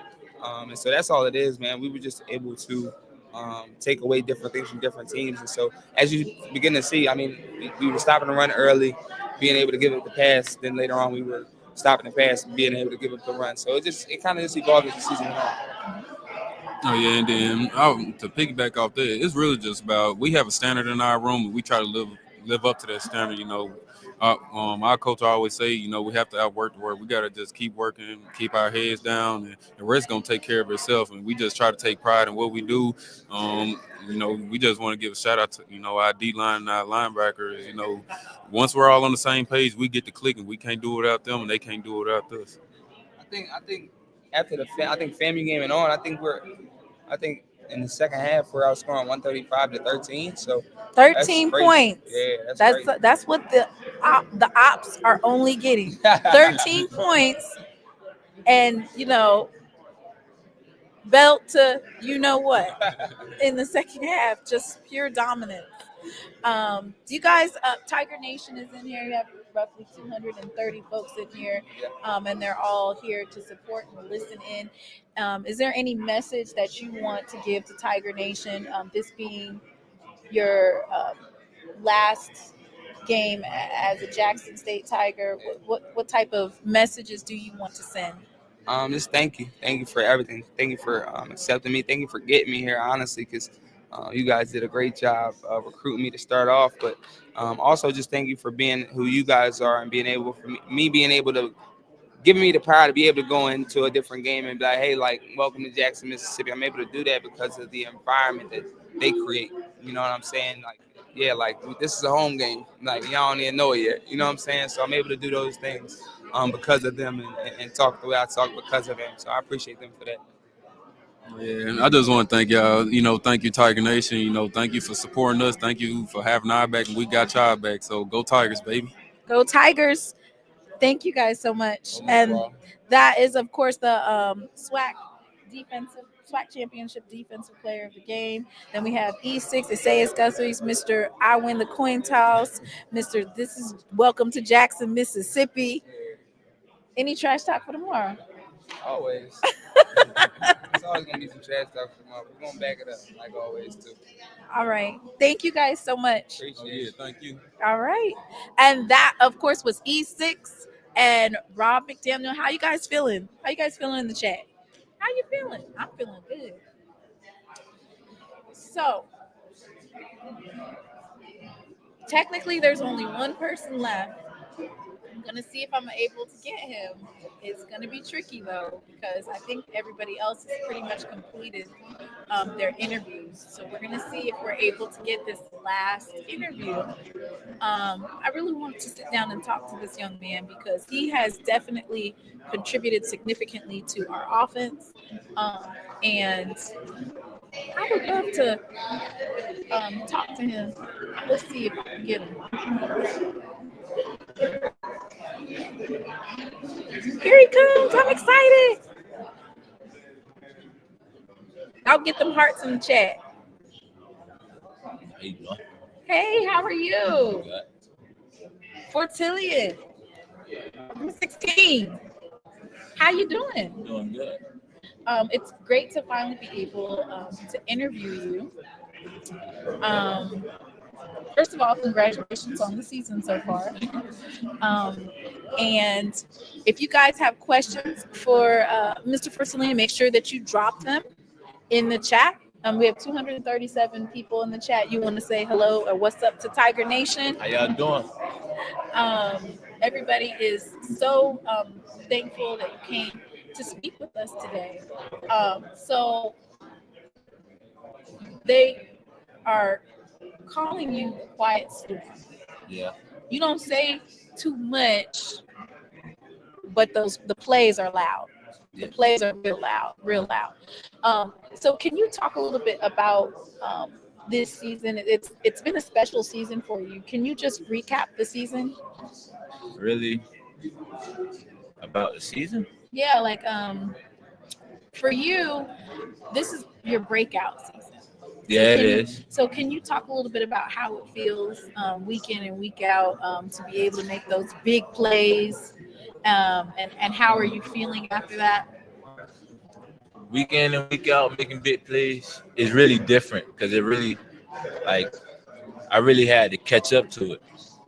Like catching the ball, how I caught the ball, I didn't know it was going to bring that much to me, but I ain't really know. My mind wasn't set on this really my first year playing. So yeah, I was really just taking everything in, feeling it, and being comfortable playing with the crowd that we have. And so you've had some significant catches. Um, Actually, one of the fans asked, "Can you give them a poster to hang up tomorrow? Touchdown in the end zone." So they're looking for that big touchdown score in the end zone. Um, so some folks in the chat want to know, how did the Florida teams let you get away? How did you get to Mississippi? Really, it's really my test score, but I really don't regret it. I love JSU. It really just felt like a family and a bond, and I just feel comfortable here. And Coach TC, he was your wide receiver coach, and now he's your head coach. Can you talk a little bit about how the coaching staff and Coach TC, how he makes you feel? It was really just a smooth transition. I'll say the year I came and he was a receiver coach, that's where we came together. Like, he felt more like somebody that meant something to me. I'll say that. And then for him to transition to a head coach, it was just another step. Like, he just went higher in rank. He's still the same person. He's still a kind and generous guy. I love it here. They said you're a humble giant. What can we expect from you tomorrow in the game? A dog. A dog. You heard him. And so they're in the chat. They're saying that you're doing an amazing job as this being your first year. So those other years that you were in the locker room, you were just basically developing, right? And growing stronger and developing and learning plays. Now, I'll say it was more learning the plays. Uh-huh. But my first year, I was just redshirted. Second year, it was learning the plays and frustration. Mm-hmm. That getting the mix, it wasn't mixing together at the right time. So really just growing up and maturing more and just falling more in love with the game and understanding that I really just was in my head really about a lot of things, but we're just playing football now. And do you have a message for Tiger Nation? Is there anything that you want to say to them? Keep coming how y'all coming with the support, because we need it and we love it. All right. That's really all. Oh, you have one more question. They said that you're asking about you being dedicated to blocking as well as catching. Yeah, I don't mind. I don't mind blocking, because when I got the ball and I'm getting my yards after catch, I need them to block for me. So when I block for them, I feel like it really showed them that I'm really trying to, it's really showing the brotherhood and the unselfishness of when I'm blocking. Because if I don't block, my man gonna make the tackle, and that's not a good look. In college, we gotta block anyway. We have to. All right, Joanes. And so they are looking forward to you balling out tomorrow. Thank you so much for the interview. I appreciate you coming on. Thank you. Thank you, and good luck. Go Tigers.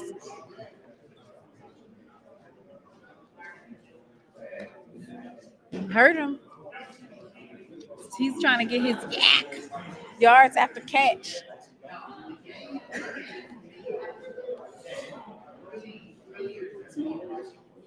Dang. You want me to bring Austin back on so he can finish his story?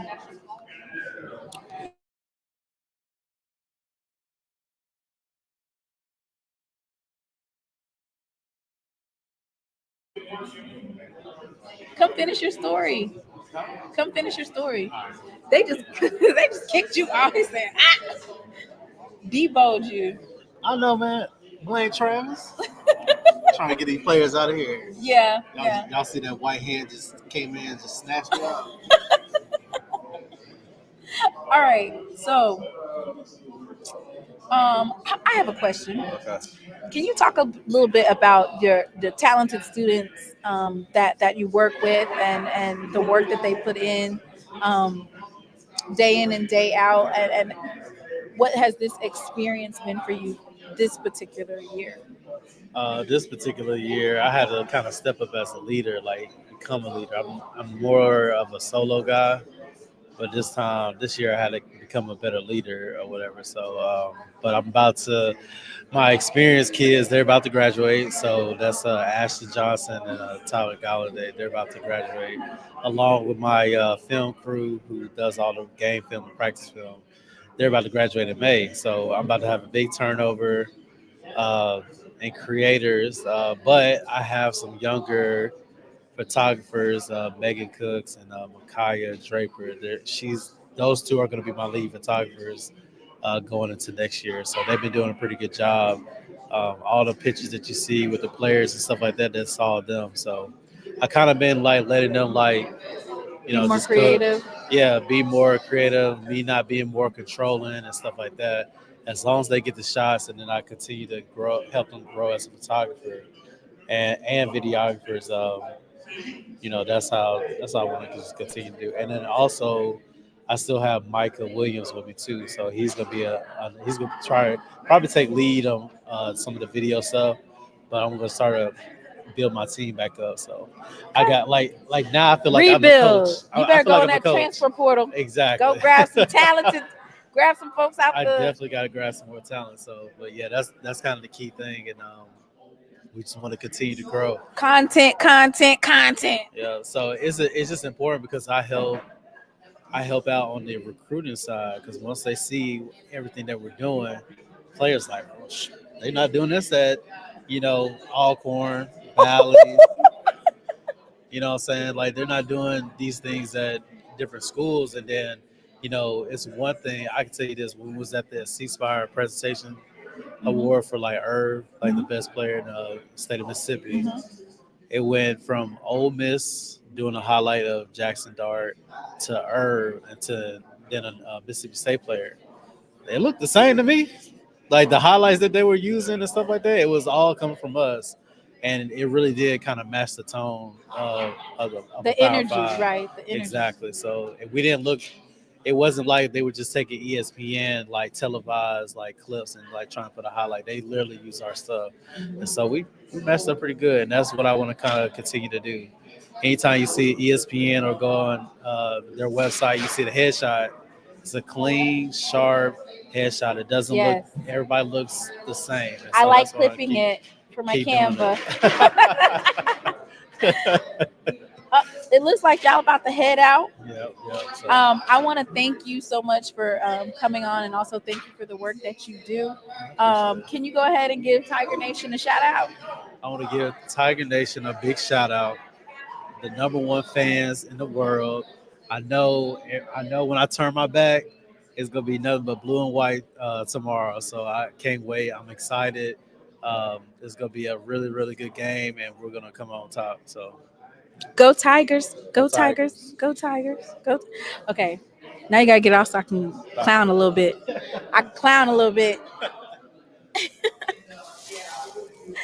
Y'all. Now that's what I call a pre-game interview, right? I love it.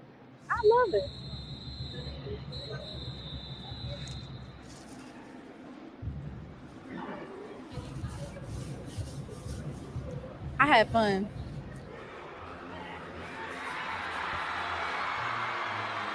Y'all ready for tomorrow? I'm ready.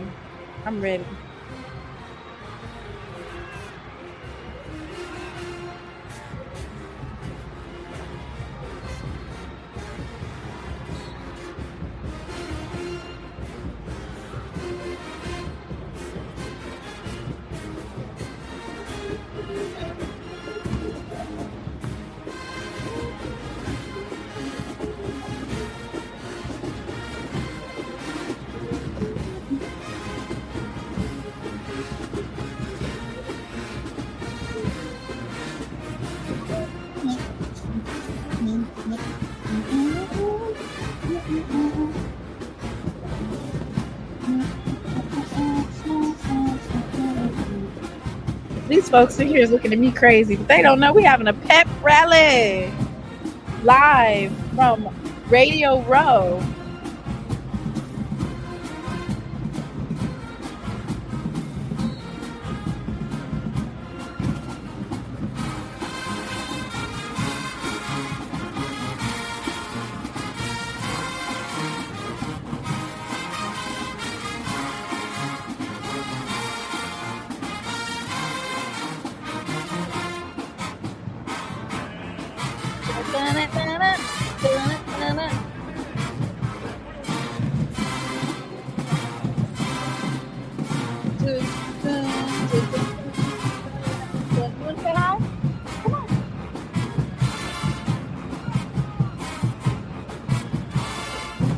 Bum, bum, bum, hey.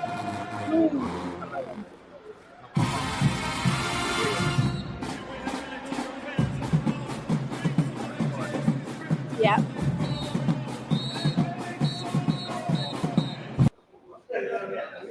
And I want to introduce, well, some of y'all already know, but if you didn't know, the real review, you need to get to know him.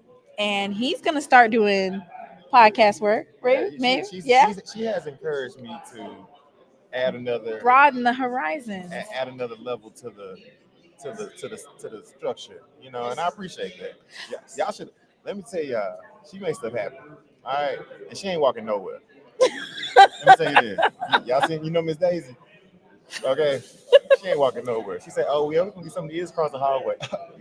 Taxi, Uber, step, walk." It's cold outside. It is cold outside. So, you know, I'm like, look, I just follow her shadow. Okay. So can you talk to Tiger Nation a little bit about, because we see the content, right? And we see the pictures, but a lot of times you don't necessarily put your face in front of the camera. So can you talk to Tiger Nation a little bit? Introduce yourself, because there might be some folks that aren't watching, but they need to know who you are. Okay. Well, we got a little microphone action. Mr. Jones, Sir Jones is in the building. The Real Review. And I do a lot of social media.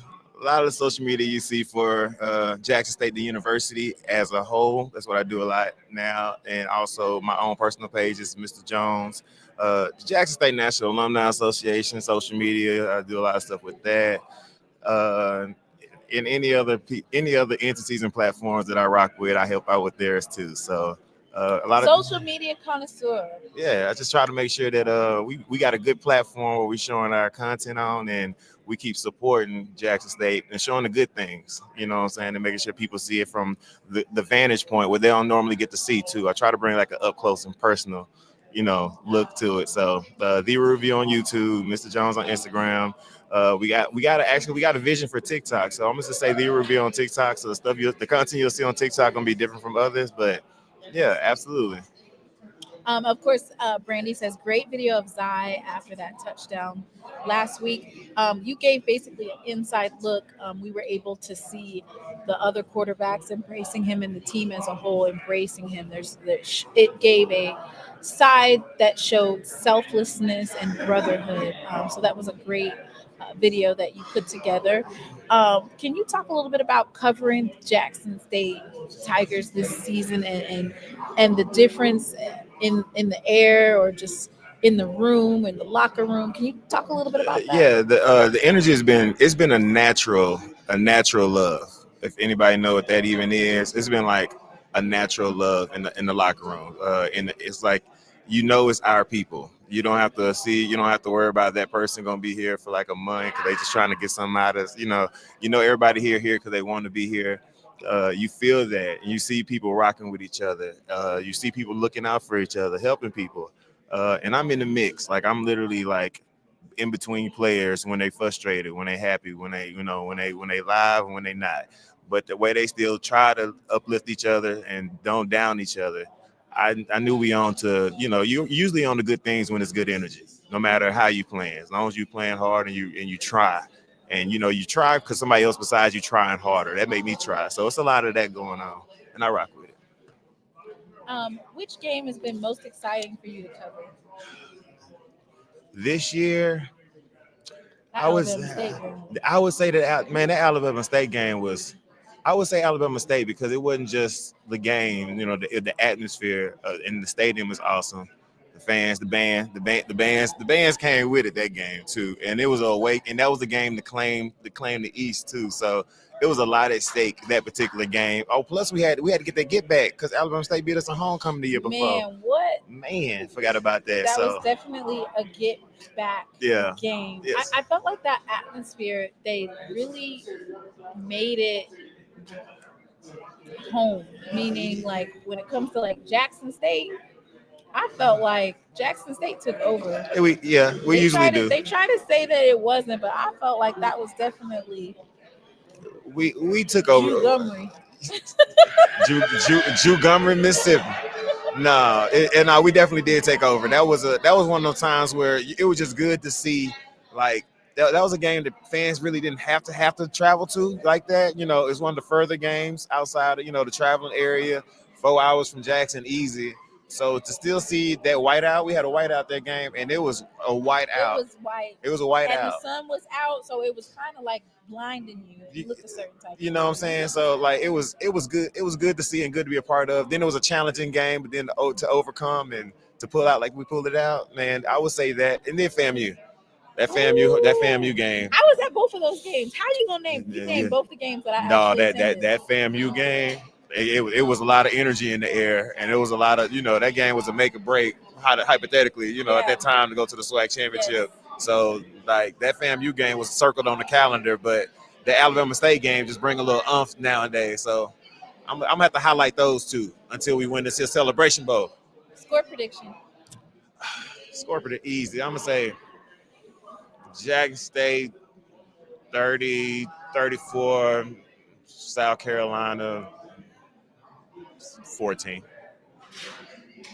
And anything else you want to say to Tiger Nation? I think somebody in the chat did ask for your social media. Okay. Well, I'll make sure it's Mr. Jones. So MIZTA. MIZTA JONEZ. Easy. We getting it together. Like yeah, it is. There we go. Yeah, we getting it together. It together. And the Real Review on YouTube. So, and also and she got you. Quite got you. Hey, I appreciate much appreciated, and I appreciate all the support as always, and support everybody else who supporting Jackson State. You'll see all us.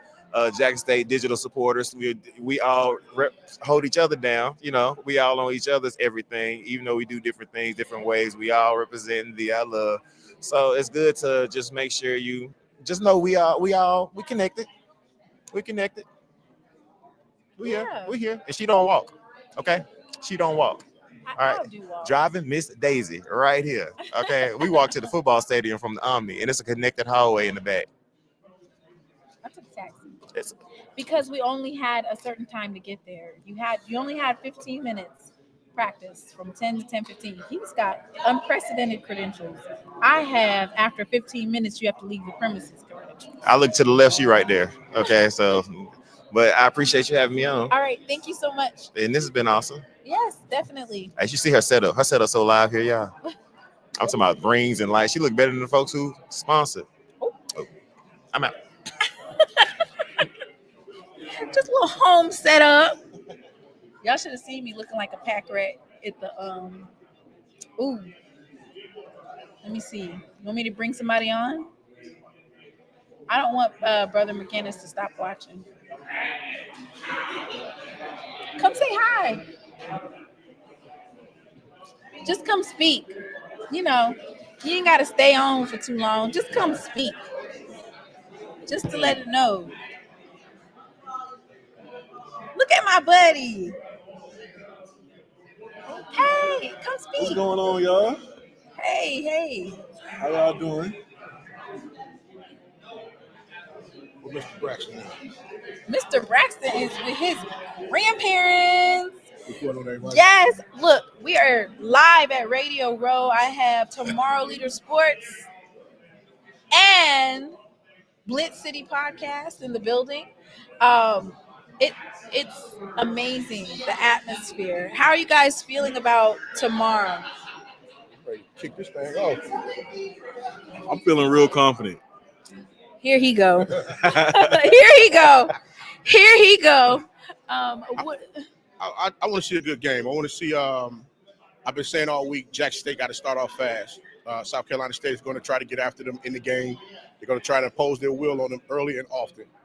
And fall asleep at the wheel, Bye, Brother McGinnis. it's going to be some problems. So I'm like, let's make sure y'all handle business. These aren't actual people, Brother McGinnis. These are content creators. HBCU podcast. Like, we don't want to see them. Bring us some players. No, I already did my Jackson State thing. Yeah. So, what do you guys think about the Celebration Bowl? Did you guys get here yesterday? I lived it. I got it last night. Okay. So, have you guys been able to move around, or this is really the first thing that you've done?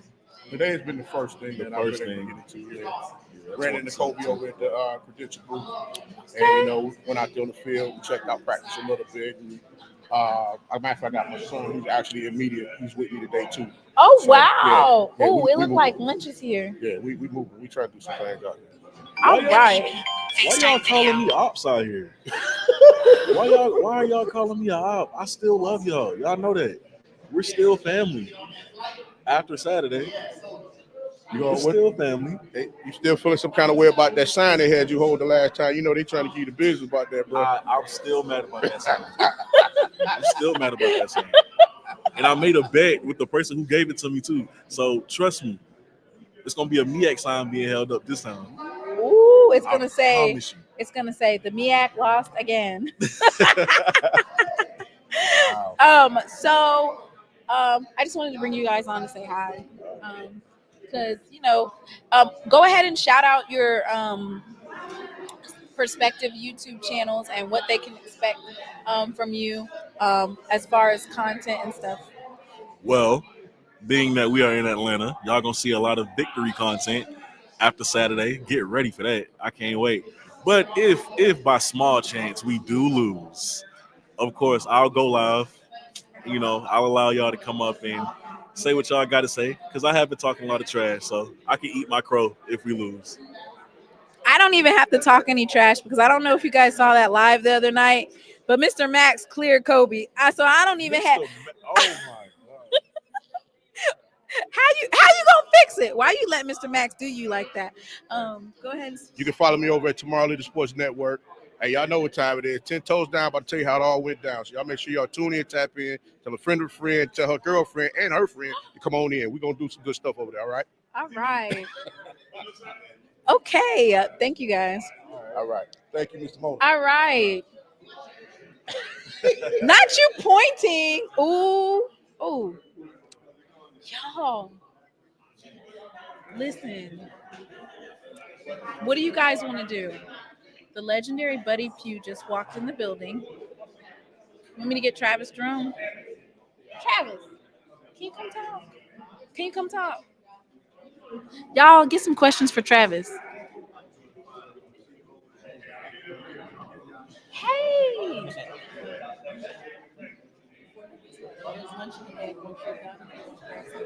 Okay, thank you.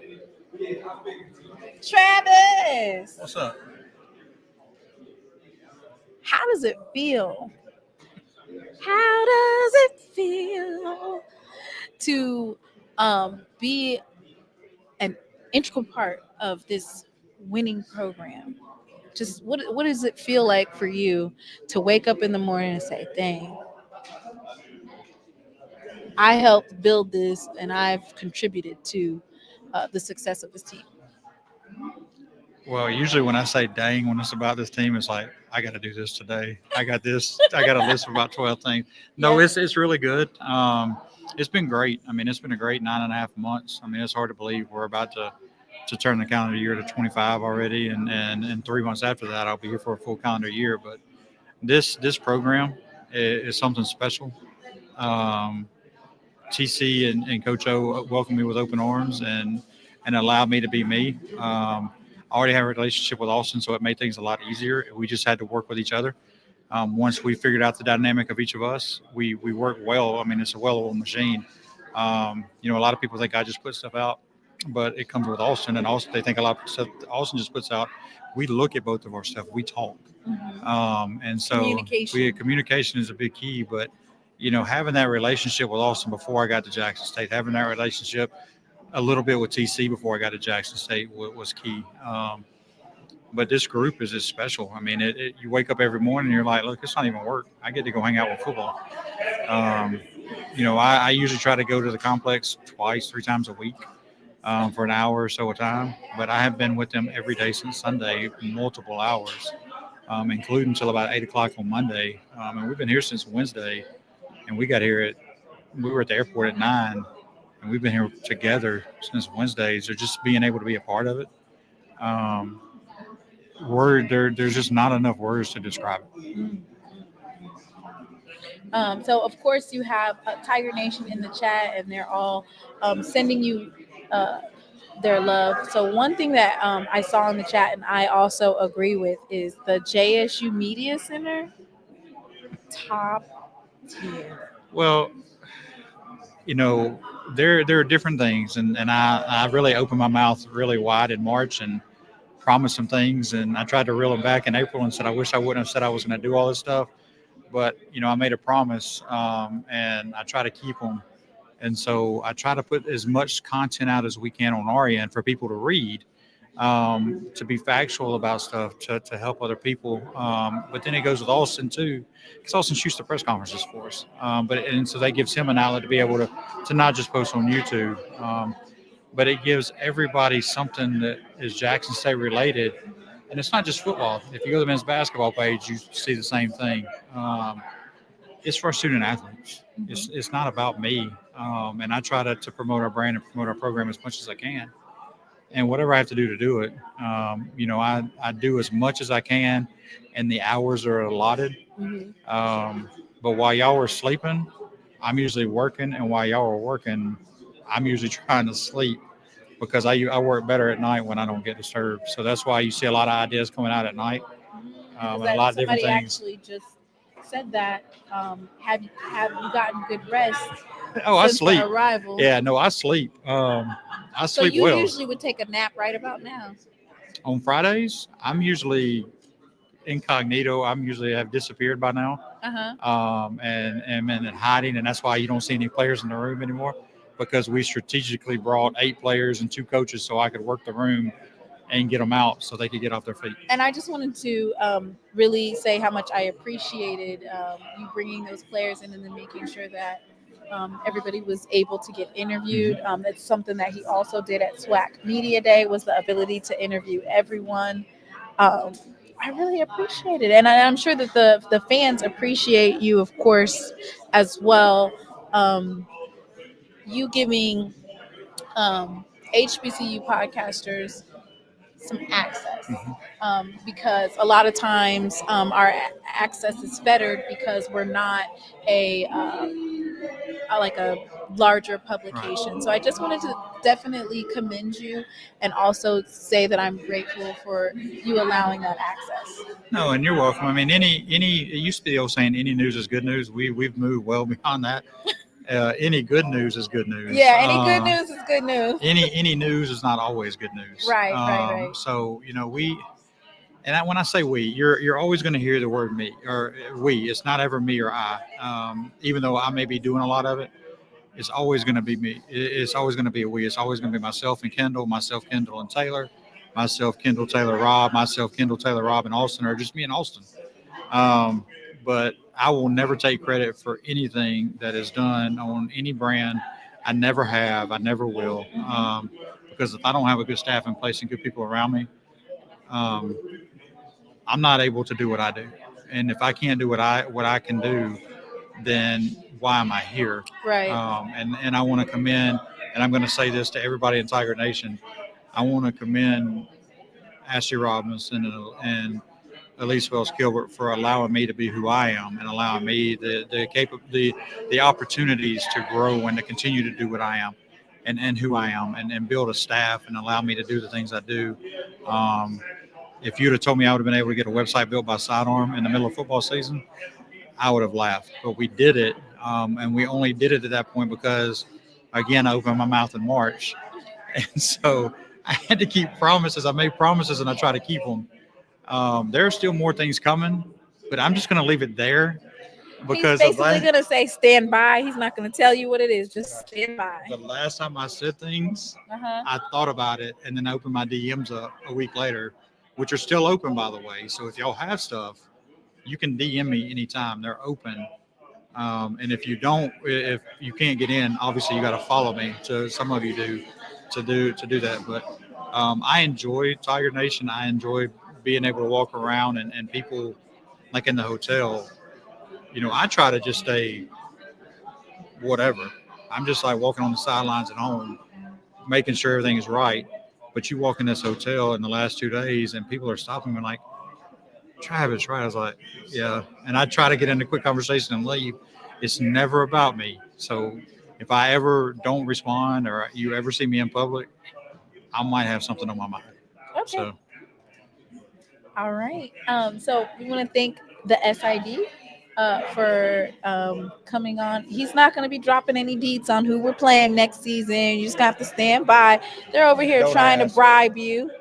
Yeah. So, and they just want to say to keep pushing the brand and that you're doing an amazing job. Well, I thank you and thank the entire Tiger Nation.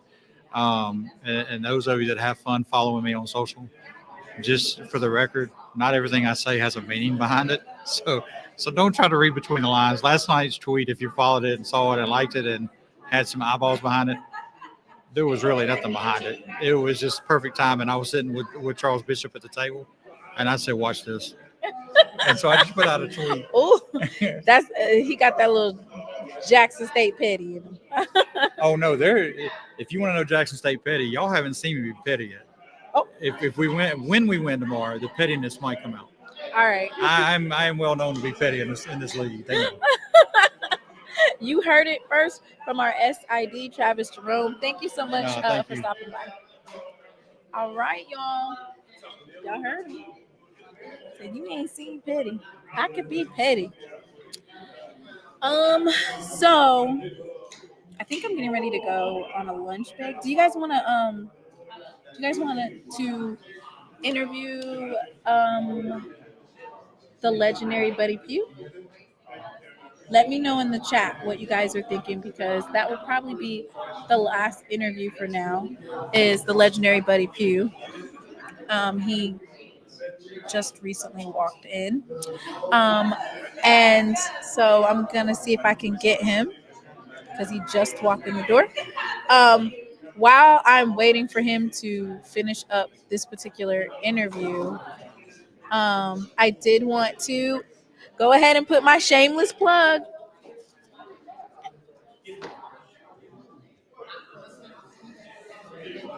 Oh, okay. He has to go somewhere. Okay, thank you. So that will actually be my last interview of this live. Probably will be the legendary Buddy Pew. Oh, I didn't even say it. Okay, shameless plug. I am here in Joulanta. Y'all create a name in the chat for Jackson State in Atlanta. Is it Joulanta? Yes. No, I have not interviewed the South Carolina State coach yet because he's not came in the building.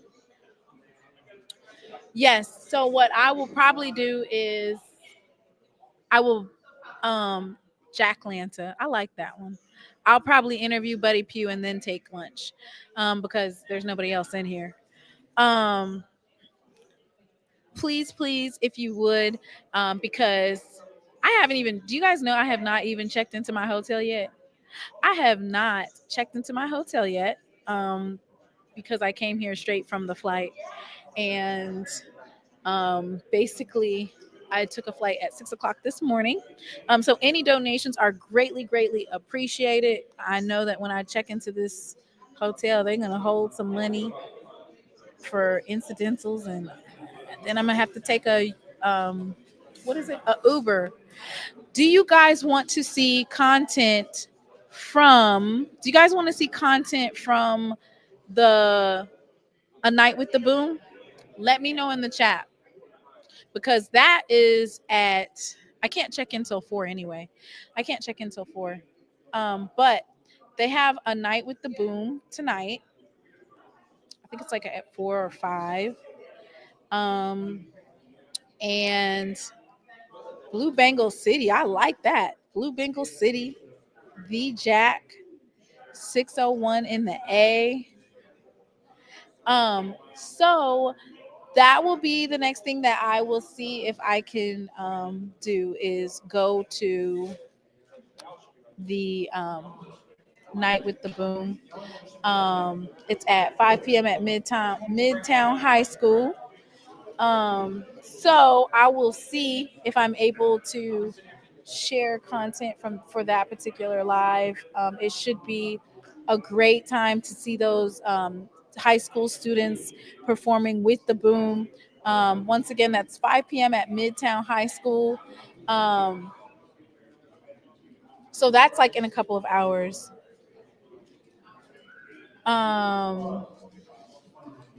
It's in downtown ATL. Yes. And so the reason why I am so busy is because when you take a trip like this, there's not really time to rest, because you want to make sure that you get your content. Don't worry, I'll be in bed before around 8:30. What is the team schedule for the rest of the day? So they had their final practice before the Celebration Bowl. It was really a run through. The practice was like less than 50 minutes. It was this morning. Of course, those young men, they did their interviews. So I want to say that they're probably going to be eating lunch and then relaxing, probably watching film and eating dinner. I'm not sure if JSU bands will live stream. I'm gonna have to check that and see. And then of course, I might not even necessarily. I would be getting, if JSU bands is filming, I don't want to take away from them, so I would obviously be promoting the atmosphere, the kids that are there, the fans that are there, bringing you that live coverage. I want to thank each and everyone for coming to the live today. Awesome. It was a pleasure being able to interview. I've interviewed Coach TC like, I want to say three times. I'm talking about like live in person. I've interviewed him 3 times. So it's always great to be able to interview him. Great to get an interview with the general manager, Coach O. I love the fact that each of the people that I interviewed, that everybody brought to the table something to give you guys a collective idea of what this team is and how it's built. Oh, I love Blue Bengal City. I love the way that sounds. If you are in the city, of course, be safe. And they are having tomorrow morning, the Celebration Bowl is having a tailgate. I wonder, do they have breakfast served at that time? Because how are you, like, it starts at like 8 o'clock in the morning, because of course the game starts at 12. So let me go over the schedule. Oh, just to let you know, we can go ahead and thank you so much, Mr. Hardy, for the donation. Thank you, Mr. Walker. Thank you so much, Mrs. Minifield. Thank you, Avis, Fred Allen. Thank you guys so much. Mr. Barnes, thank you. I really appreciate it. Let me go ahead and share with you what the schedule was. So they got here on Wednesday. They had a Champion Circle Showcase dinner reception where, of course, you saw the back and forth banter of Irv Mulligan and Eric Phoenix. So on Friday, the MEAC is going to host a Guardian of the Game Awards dinner honoring women leader in sports. Oh, wow. I didn't know that. At 7 p.m., there's a SWAC Hall of Fame induction ceremony. And also at 7 p.m. is the ESPN Band of the Year. Tomorrow, HBCU Celebration Swim Meet is at Morehouse College. The meet starts at 7 a.m. Imagine that, getting up at like 4 or 5 o'clock in the morning to go swimming. The Coca-Cola fan experience is from 8:30 a.m. till 11:30 Eastern on the Coca-Cola Fan Experience International Plaza at the Mercedes-Benz Stadium. College Band Jamboree. Ooh, I need to be at that. College Band Jamboree, 9 a.m. to 9:30. I need to figure out where that's at. What does that mean? What is the College Band Jamboree? High School Band Jamboree, and then Cricket Celebration Bowl at the Mercedes-Benz Stadium. So there is a lot of... Can you hear me? Yeah, I can hear you. Hi, how are you? I'm good. I'm good. Yes, we have the legendary Hall of Famer, Coach, legend. How are you? Good. It's so good to see you. Look great today. Thank you. So Coach Buddy Pew. Wow. I'm ecstatic and honored to be able to interview you today. Well, I'm excited to be here. Thank you. So I am currently live. And I just want you to, if you would, recap your success as a coach. From back when I was a player, I can tell you that all I ever wanted to do was figure a way to stick around the game. And as a player, you first think that you can play. And, that was not the case. I mean, I wasn't good enough. And so from that point, then you start trying to figure out how you can do what next. And, at that point, I started coaching. Coach Willie Jeffries was my head coach during that time. And I had a great example of having an opportunity to be a part of a program where there was a head coach that really was personable, that everybody loved him and all that kind of stuff. So, I kind of set tried to make my coaching style kind of similar to his in ways. I never was as smart as he was. I never was as good looking as he was. I never was all the kind of other stuff he was. But I always felt like I could treat people good. Right. And I could treat people as well as anybody. And, I always said that the one thing that I wanted my players to be able to say is that they enjoyed playing for me. And we've had 47 teams now of the times that I started coaching through the time that I finished coaching. And, not all as head coaches, but the last 21 years was the head coach at South Carolina State. And then 5 years prior to that, I was at South Carolina, and then I was a head guy for 12, 13 years. So it was just a wonderful experience, and I had a great time.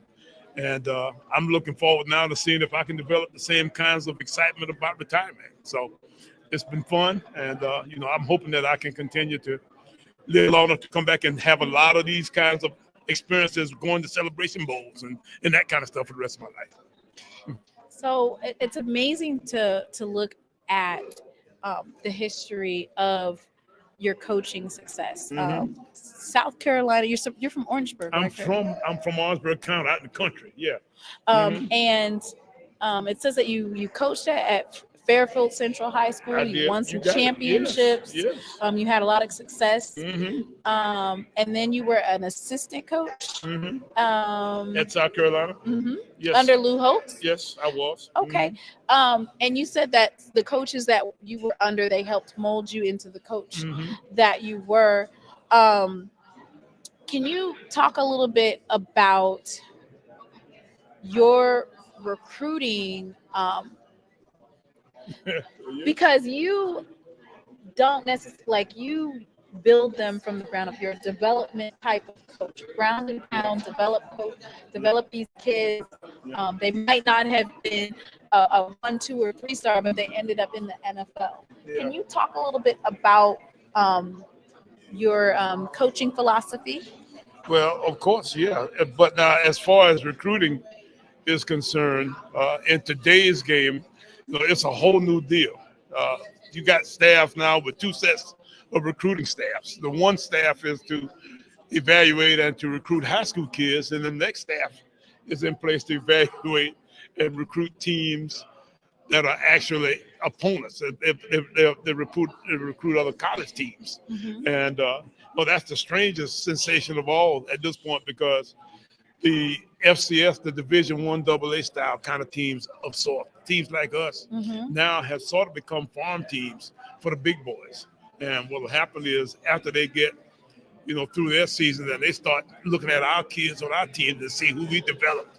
And at that point, then they take some of those kids because they can give them so much more money and all that kind of stuff. They have these NIL deals that they can pay kids and give them give them a big check every month. And of course, we can't even begin to measure up against those kinds of setups and that kind of stuff. So we end up, being sort of farm teams of sorts, and that's a little bit disappointing, especially when you got a guy, that you go to really grow and love and all that kind of stuff. You depending on him for the rest of his career that way, and all of a sudden, bam, he's gone because somebody comes and buys it from under you.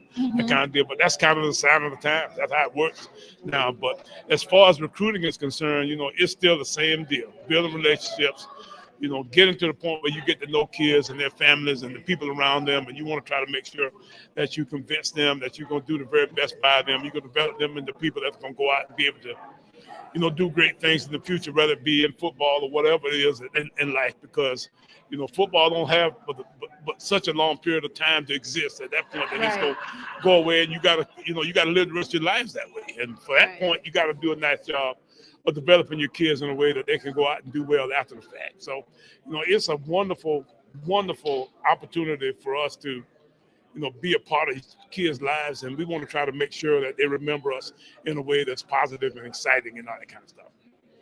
So I won't hold you for very long. I love the way that you put that the sign of times and the way that it's changed.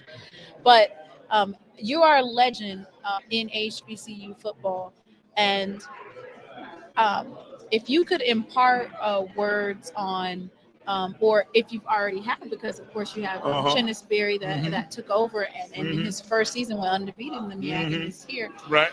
What are some of those words that you impart on the young up and coming coaches? Treat kids in a way that you want to be treated yourself. Make sure you do a good job of crossing all your I's, dotting all your I's, and crossing all your T's. Yeah. I don't know my I's and my T's, but make sure you do a good job of following through with all of the great things that you can do for your kids, because you want to make sure that they have a great experience. And as that experience is evaluated in the future, you want to make sure that it reflects on you positively. All right.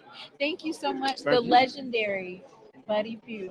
Thank you. On SheLovesThee podcast, I got to interview the legendary Buddy Pew. Thank you so much. Thank you. All right. Appreciate you. Appreciate you All right. too. Y'all, did y'all? What? Wow. So I want to thank everybody for tuning in to this particular live. I'm going to go on a lunch break, and then I'll see how I feel after lunch. Hey, can you hear me? You made it big time, Willie. SheLovesThee made it big time. No. Tamana, can you hear me? Yes, I can hear you. Yeah, so I was trying to tell you earlier about that the college man jamboree. So that's, I think, if I'm not mistaken, I believe that's the Warren I guess Thunder? the so-called I think that's the so-called zero quarter between Jackson State and South Carolina State. That's what I was trying to tell you. So it's going to be in the stadium? No, it's usually outside the stadium. Ooh, that sounds real aggressive. I want to. Are you going to be here in time for that? I hope so, because my bus leaves tonight at midnight. So Okay. I'm trying to see how far of a drive that is from I'll be up Jackson. at 8, but the fact that they have a tailgate at 8 o'clock in the morning is insane. 8 o'clock in the morning? You over I here? didn't know that. Yes, the Fan Experience International Plaza. The tailgate starts at 8:30 in the morning. We want you to wake up and come to the come to the jamboree. So I want to thank everybody for tuning in. It was an amazing, amazing live. I enjoyed myself thoroughly. If you haven't had a chance to, go ahead and like, share, and subscribe. We had some really great interviews from the Jackson State Tigers, Coach Buddy Pew. Some other podcasters came on. And the thing with these lives, you're going to have to turn your notifications on because it's the Celebration Bowl. I could be going live at any minute, and you do not want to miss these inside deets. Thank you, Miss Veronica, for shouting out to make a donation to the channel. All of this money that you place into it, it just gives me the ability to go other places. I get to go and bring you that live coverage. If you guys want me to interview Coach Chinisberry, let me know in the chat now, because I'll go eat lunch. Huh? Are they asking you? Have you run across Mr. Ford yet? No, Mr. Ford's probably at school. I would have to see Mr. Ford tomorrow. Thank you, Amber. Thank you, Fred. Thank you, Miss Veronica. Thank you, Dukes and Mr. Cook, Mr. Hardy, Alan. I want to thank everybody for donating. I really appreciate it. So, looks like y'all do want me to go live whenever Coach Chinisberry comes in South Carolina State Bulldogs, and you guys want to interview the Eric Phoenix. Y'all want to talk to the quarterback. So, of course, when we do get on line with Eric Phoenix and the other kids, you can probably banter with the coach. But of course, when the kids get on, we're going to act accordingly and behave. I want to thank you all for supporting me. I'm going to bring you more great content. Thank you, nephew, for monitoring the comments for me. Thank you so much. I really appreciate it. And with that, I'm going to sign off, and I will see you guys later. Wait, what did you say? Interview them? Let me look. Yes, interview Chinisberry in South Carolina State. So that means that I will be going live again to interview those prospective coaches and players. So I will see you. I'll set up the live for 2:00, but make sure you have your notifications on. And thank you guys so much for tuning in to live from Radio Row, She Loves Thee podcast. Hello. Welcome back to Lessons with Kobe. Today, we will be learning the term belt to ass in sign language. First, we're going to break it down. Stay with me. Belt to ass. One more time. Belt to ass. Together now. Belt to ass. Y'all hired some homegrown talent. I'm proud of Jackson State. Everybody give me a round of applause. Everybody give me a round of applause. They hired some homegrown talent. And got a homegrown ass whooping. That's a homemade ass whooping. That ass whooping from scratch. Okay? That ass whooping went out the box. That ass whooping came from scratch. Them folks told you last year, I hope you put me on homecoming. Them folks told you what they gonna. See, it's one thing to sneak up on me. If you're gonna sneak up, I lost to Texas Southern last year homecoming, right? I didn't see that coming. They snuck up on me and they beat me. Them folks told you, if you put me on your